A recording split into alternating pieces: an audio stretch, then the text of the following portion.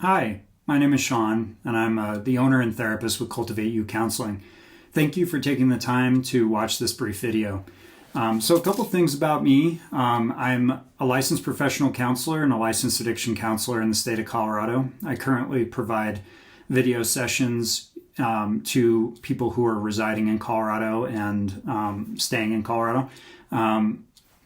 Video sessions can be very beneficial for a lot of folks who can't travel across town, or people who live in rural areas don't have a ton of access to care in person. So I do think this is a very valuable resource. And, I've been mainly doing sessions in person up until the pandemic. When I was working in an agency, we shifted to doing work online and over the phone. And, while at first that can feel kind of awkward, in the long run, it seemed to be very beneficial because, able to keep care going despite there being some, or there being no ability to see in person. And I think it's a pretty flexible service. In terms of outcomes, video counseling has been shown to be just as effective as in person. Some people certainly would prefer to see a counselor in person, and I totally understand that. Video counseling isn't necessarily for everybody, but for those who do enjoy it and like it, it seems to work pretty well for. In terms of a little bit about my background, I graduated from the University of Northern Colorado in 2007. I've worked in like a homeless clinic before, so folks who are homeless and who are dually diagnosed, oftentimes with addiction-related stuff and major mental health symptoms. And then after a handful of years, I transferred into community mental health, where I worked, did a lot of different things there. I ran groups. I provided supervision to people who are working on getting their license. I worked with a very diverse population and different issues that presented themselves, both with mental health and addiction, as well as relationship problems, trauma. It really ran the gamut. And so I feel pretty comfortable working with a lot of different issues that present because I've seen so many different things over the years, worked with hundreds of clients at this point. And, one thing I'll say just from my perspective in general is that I think people are really resilient and we're all trauma survivors.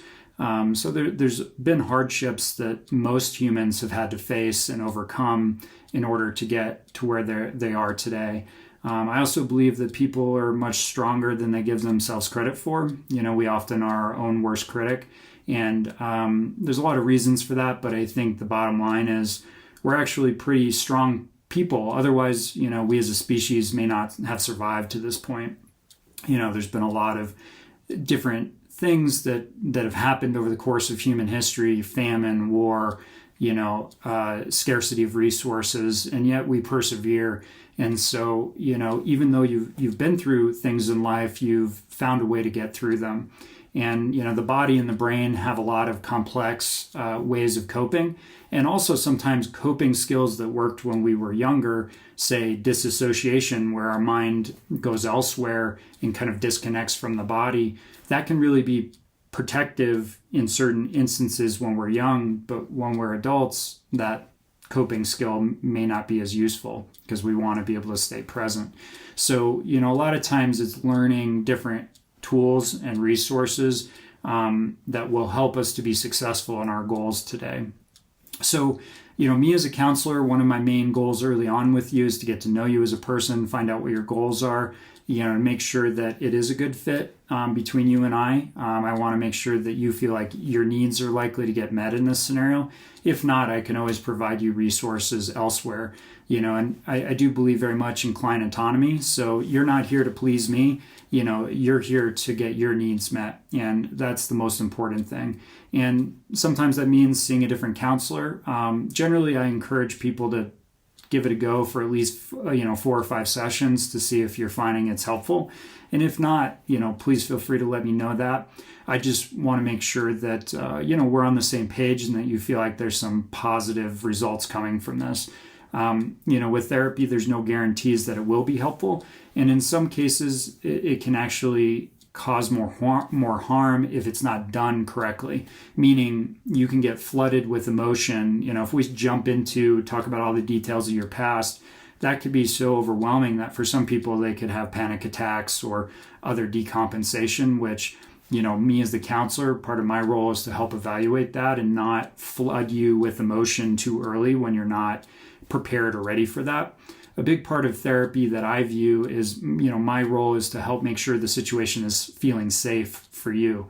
If you feel unsafe, you'll likely shut down or avoid in one way, shape, or form.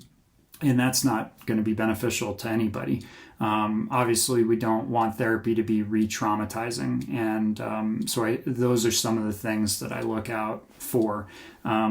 Also keep in mind, at least from my perspective, is I'm fairly critical of the medical model and the way that care is often delivered in the United States, meaning that we often pathologize normal human responses to stressful events. And we often pathologize it because insurance requires that in order to provide treatment. So, if you're using your insurance, I have to provide you a diagnosis in order to bill your insurance company and justify medical necessity. I tend to believe that most of us, while we may have temporary symptoms, they might not be long or lifelong, right? And a diagnosis may be helpful, but it also may be stigmatizing. And so I try to be aware of that and have a conversation with you around your diagnosis. And certainly feel free to ask me any questions about that. The other thing I'll just kind of leave with you today is, I encourage clients to really get connected with their mind and body and to trust their gut responses to situations and events. A lot of times there's second guessing that goes on for trauma survivors, or if they've experienced gaslighting. It's like, do I really trust my experience and how I feel?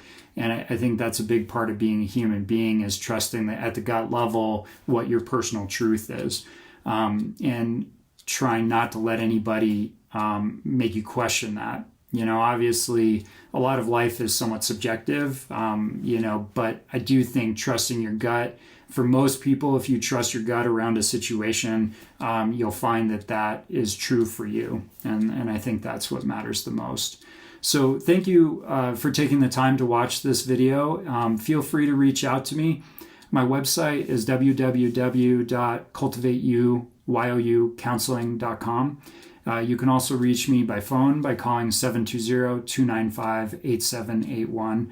And I do have a Facebook site up, as well as Instagram, and have some of these videos on YouTube as well. And you can check me out on LinkedIn if you want to read about kind of my professional experience in more detail. Thank you very much, and I hope you have a wonderful day. Bye-bye.